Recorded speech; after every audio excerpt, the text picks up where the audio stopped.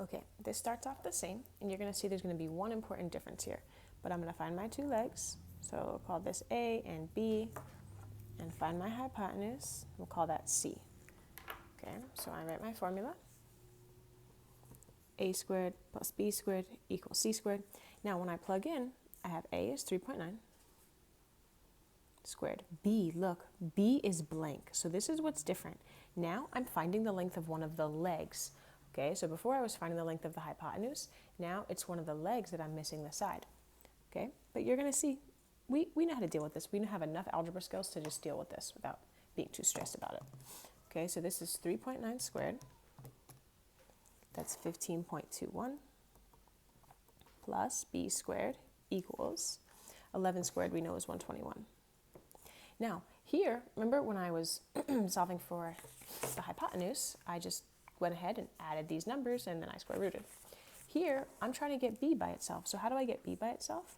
I need to subtract 15.21 from both sides, right? I'm trying to get B by itself. So we just do that just the way that we've been doing all year in algebra. So I'm going to do 121 minus 15.21. I get 105.79. And now I have a variable squared. So I'm going to do the inverse, which is square rooting. So I'm doing the square root of 105.79. And look what I get, 10.28. So that's going to be 10 point, right? That's a 2, but this is a number that's 5 or higher. So I'm going to round this up to 10.3.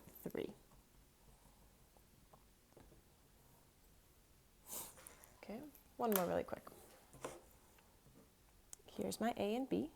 Okay, look, I'm going to call this one B this time and this one A, just so you can see, look, the A is missing now. It doesn't really change too much, but that way you could just have an example of each. Okay, so this is A squared. I don't know what A is, right? Plus B squared equals C squared. Okay, so let's do 6.5 squared and 9.9 squared.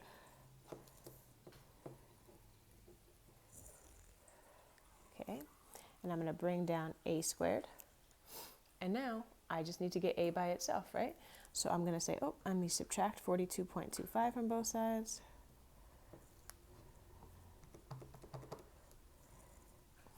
I get A squared equals 55.76. We're going to take the square root. So I have the square root of 55.76. I get 7.46. Okay, because this is a 6, it rounds this up. This is going to be 7.5. And you can always just kind of check and make sure your answer makes sense, right? Like 7.5, does that kind of work here? Yeah, it's not longer than the hypotenuse, right? Which is good because the hypotenuse is supposed to be the longest side. And you kind of look at the triangle, so it's like, oh yeah, that makes sense, right? Same here, right? This 10.3, does this make sense?